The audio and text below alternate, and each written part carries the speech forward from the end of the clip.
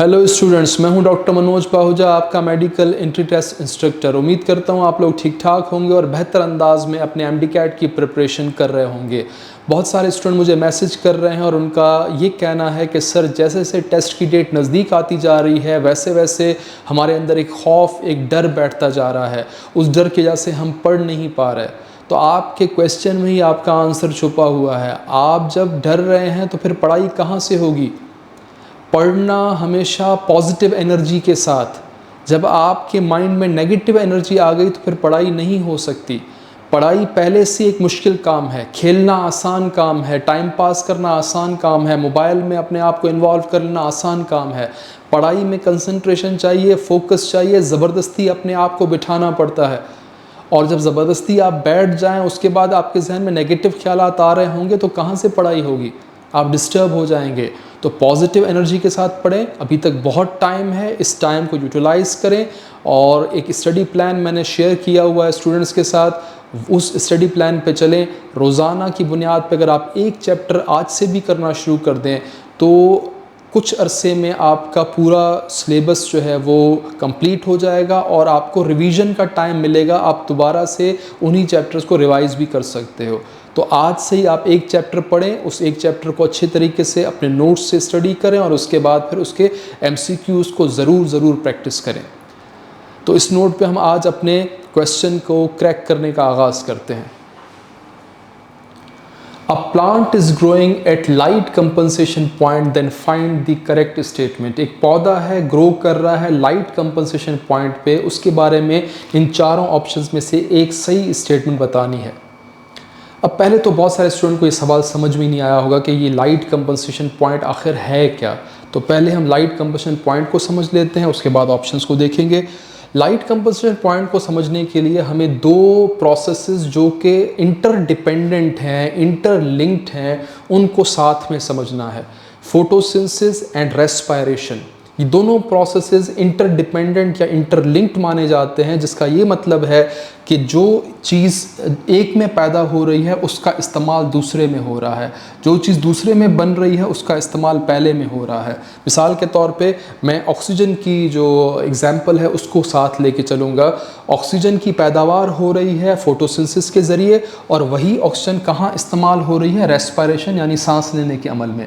इसका मतलब इंसान या एनिमल जितने भी हैं वो डिपेंड कर रहे हैं फोटोसिंथेटिक प्लांट्स के ऊपर ताकि वो ऑक्सीजन बनाएं और उसकी मदद से फिर उस ऑक्सीजन को सांस में इस्तेमाल किया जा सके। थोड़ी देर के लिए आप ये सोचें कि अगर दुनिया के तमाम पौधे ऑक्सीजन बनाना छोड़ दें तो सीधा का सीधा जो इम्पैक्ट पड़ेगा वो एनिमल्स के ऊपर पड़ेगा। ऑक्सीजन अगर नहीं बनेगी तो इसका मतलब सांस लेने का अमल मुतासिर हो जाएगा और पूरा का पूरा जो कुदरत का, दुनिया का निज़ाम है वो शट डाउन हो जाएगा, यानी कि सब कुछ ख़त्म हो जाएगा। तो ये दोनों प्रोसेसेस बड़े इंपॉर्टेंट हैं एक दूसरे के लिए। इनके एक दूसरे के लिए मतलब ये कि एक अगर रुकेगा दूसरे के ऊपर उसका असर पड़ेगा। अब इतनी इंटरडिपेंडेंसी के बावजूद थोड़ा सा एक डिसबैलेंस नज़र आ रहा है।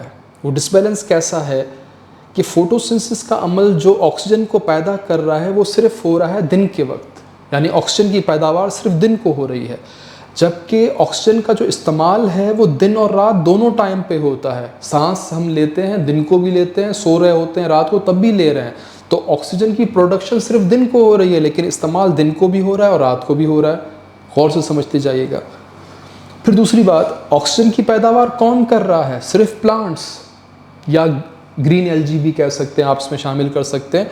ऑक्सीजन की जो फैक्ट्री है, ऑक्सीजन बनाने की फैक्ट्री, वो सिर्फ पौधे हैं, लेकिन जो कस्टमर्स हैं वो बहुत ज़्यादा हैं, एनिमल्स। और सारे एनिमल्स एक किस्म नहीं, जितनी स्पीशीज़ हैं दुनिया में वो सब के सब इस प्लांट के कस्टमर्स हैं।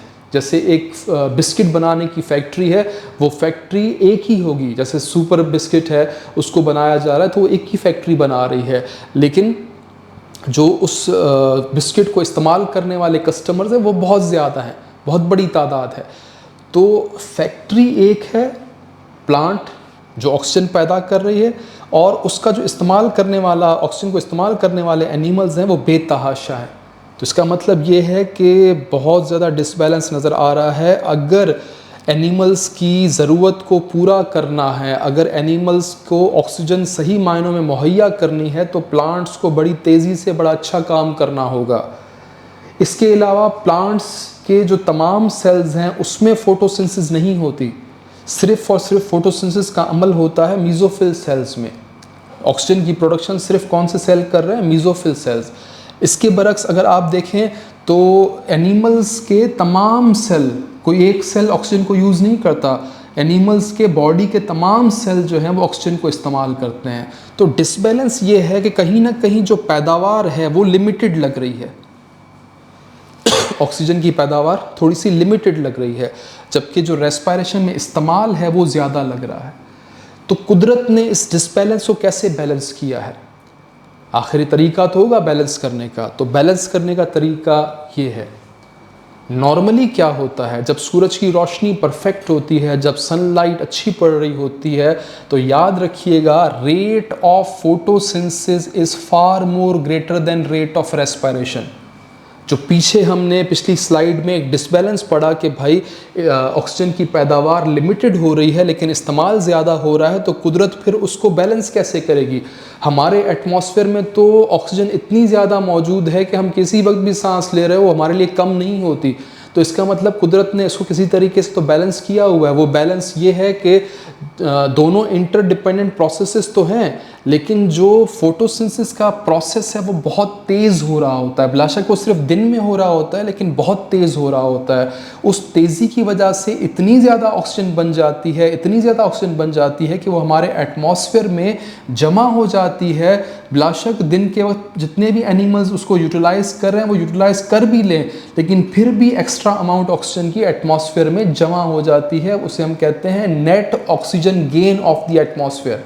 मिसाल के तौर पे अगर फोटोसिंथेसिस के प्रोसेस में, मैं ऐसे एग्जांपल दे रहा हूँ, ये वैल्यू याद नहीं करनी अगर फोटोसिंथेसिस के प्रोसेस में 100 मोल ऑक्सीजन के प्रोड्यूस हुए हैं, अगर 100 मोल्स बने हैं ऑक्सीजन के और उसमें से इस्तेमाल हुए 50 मोल्स, ज़रूरत ही 50 मोल्स की थी, वो 50 मोल इस्तेमाल हो गए, तो बाकी कितने बच गए? 100 से माइनस कर लें 50 को, तो 50 मोल्स है नेट गेन ऑफ एटमॉस्फेयर। ये एक्स्ट्रा ऑक्सीजन कभी ख़त्म नहीं होती। ये क्यों एक्स्ट्रा है? Because of this rate of photosynthesis is greater than rate of respiration. बेशक जितना भी एनिमल्स यूज़ कर लें, रेस्पिरेशन एक स्लो प्रोसेस है, फोटोसिंथेसिस एक फास्ट प्रोसेस है। तेज़ी से बहुत ज़्यादा ऑक्सीजन बनेगी जो यूटिलाइज होने के बावजूद भी बच जाएगी, तो किसी भी टाइम पे आप सांस ले सकते हैं। ऐसा कब होता है? जब सूरज की रोशनी परफेक्ट हो, उस वक्त ये मैकेनिज्म चल रहा होता है। लेकिन जब लाइट इंटेंसिटी कम हो जाती है तो फोटोसिंथेसिस का प्रोसेस स्लो डाउन हो जाता है। थोड़ी देर पहले हमने कहा जब लाइट इंटेंसिटी अच्छी होती है उस वक्त फोटोसिंथेसिस फास्ट हो रही होती है, लेकिन डॉन एंड डस्क के मौक़ों पे, सूरज तुलू और गुरूब होने के मौके पे, उस टाइम पे इंटेंसिटी सूरज की रोशनी की इतनी कम हो जाती है कि फोटोसिंथेसिस का प्रोसेस स्लो डाउन हो जाता है, और स्लो डाउन होते होते बराबर हो जाता है रेस्पिरेशन के प्रोसेस के। पहले लिखा था कि रेट ऑफ फोटोसिंथेसिस ग्रेटर है, लेकिन अब क्या लिख रहे हैं कि जब सूरज की रोशनी मध्यम होगी उस वक्त rate of photosynthesis is slowed down and becomes equal to rate of respiration। जिस मौके पे रेट ऑफ फोटोसिंथेसिस स्लो होते होते बराबर हो जाए रेट ऑफ रेस्पिरेशन के, उस मकाम को कहते हैं लाइट कंपनसेशन पॉइंट।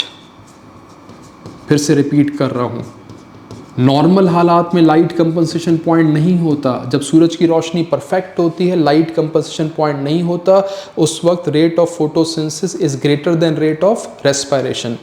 लेकिन दिन में 2 वक्त ज़रूर ऐसे आते हैं जिसमें लाइट कंपनसेशन पॉइंट अचीव होता है। वो 2 वक्त कौन से हैं?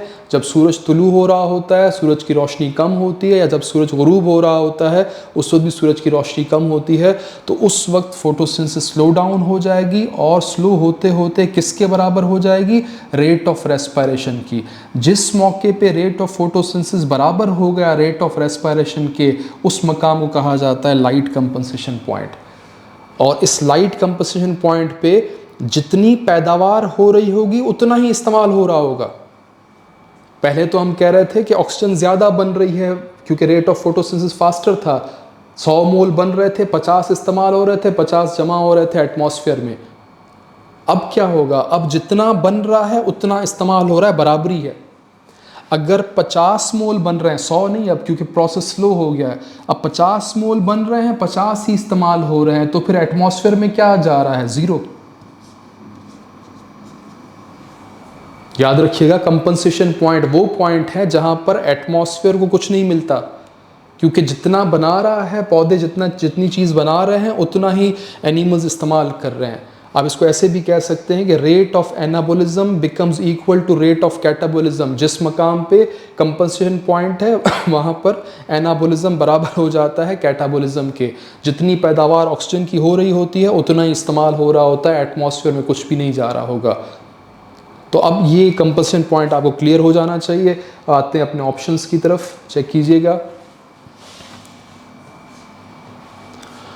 At this time light can never be a limiting factor. तो ये तो गलत लिखा हुआ है, लाइट तो होता ही लिमिटिंग फैक्टर है। अगर सूरज की रोशनी कम हो गई तो फिर फोटोसिंथेसिस का प्रोसेस जो है वो स्लो पड़ जाएगा। तो ये तो गलत बात लिखी है कि never be a limiting factor, ये नहीं हो सकता। Light is a limiting factor, light अगर नहीं होगी तो फिर प्रोसेस रुकेगा। ऑप्शन बी देख लें, कैटाबॉलिक ब्रेकडाउन ऑफ CC यानी carbon to carbon bond in respiration is equal to anabolic synthesis of the carbon to carbon bond in photosynthesis. यही हमने लिखा था, rate of anabolism is equal to rate of catabolism. जिस रफ्तार से carbon to carbon bond टूट रहे होंगे उसी रफ्तार से कार्बन टू कार्बन बॉन्ड बन भी रहे होंगे। टूटते हैं रेस्पिरेशन में, बनते हैं फोटोसिंथेसिस में। फोटोसिंथेसिस एनाबॉलिक मैकेनिज्म है जबकि रेस्पिरेशन कैटाबॉलिक है। तो ये बिल्कुल सही पॉइंट लिखा हुआ है। ऑप्शन बी मुझे लग रहा है कि करेक्ट है, फिर भी दूसरे ऑप्शंस पढ़ लेते हैं। सी ऑप्शन है, increase in carbon dioxide concentration can overcome the light compensation point. ऐसा नहीं हो सकता। लाइट कंपनसेशन पॉइंट कैसे ओवरकम होगा? जब नाम में ही लिखा है कि वो लाइट कंपनसेशन पॉइंट है तो वो लाइट के बढ़ाने से ठीक होगा। कार्बन डाइऑक्साइड के बढ़ाने से कैसे वो पॉइंट ठीक हो सकता है? लाइट मिलेगी तो फिर दोबारा से फोटोसिंथेसिस का प्रोसेस तेज होगा। तो ये वाला ऑप्शन भी गलत है। Option D, 10% of full sunlight is light compensation point, गलत है। फुल सनलाइट अगर हुई तब तो लाइट कंपनसेशन पॉइंट हो ही नहीं सकता। फुल सनलाइट में सब कुछ ठीक चल रहा होगा। सनलाइट को कमज़ोर, अगर वो इंटेंसिटी उसकी कमज़ोर है, सूरज तो है लेकिन मध्यम है, डाउन एंड डस्क के वक्त, उस वक्त आपको लाइट कंपनसेशन पॉइंट मिल सकता है। तो इसके हिसाब से हमने इसको क्रैक कर लिया है। ऑप्शन बी जो है वो करेक्ट है। लाइट कंपनसेशन पॉइंट पे रेट ऑफ एनाबोलिज्म बराबर होता है रेट ऑफ कैटाबोलिज्म के। इसको नोट कर लीजिएगा।